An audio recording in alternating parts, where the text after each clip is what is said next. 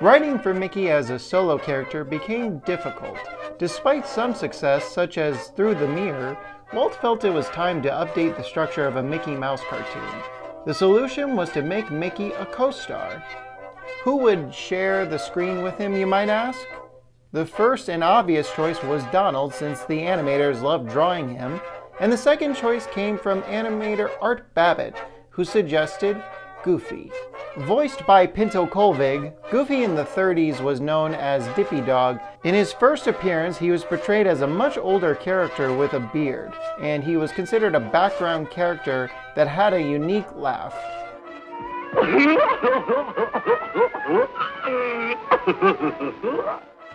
But by 1935, Babbitt had some ideas to update the character that would eventually be his standard appearance. Think of Goof as a composite for an everlasting optimist, and a hick. He can move fast if he has to, but would rather avoid any overexhaustion, so he takes what seems the easiest way. He is a philosopher of the barbershop variety. No matter what happens, he accepts it finally being for the best, or at least amusing. He very seldom, if ever, reaches his objective or completes what he has started. With the cast list finalized, Walt then had to think of a story that would be fit for these characters. Eventually, they thought of a formula. Establish the trio's objective, split them up to face the conflict separately, and finally come together at the very end. Their first short was Mickey's Service Station. Released on March 16th, 1935, the short would eventually be re-released in color. Up next would be Moving Day. Released on June 20th, 1936, this short would feature Pete's first appearance in color, as well as an updated look for Donald. The animators want him to be a bit fuller, rounder, and cuter.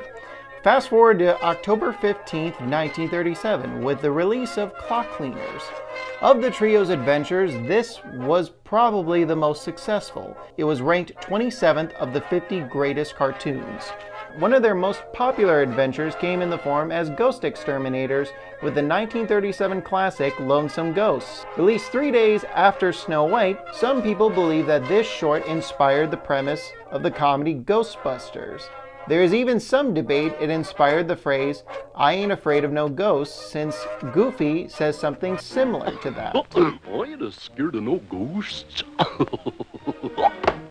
This short also featured the use of transparent ink that was specifically made for this film.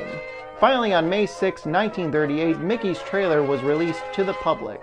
The short actually appears in the 1983 coming-of-age drama starring Emilio Estevez.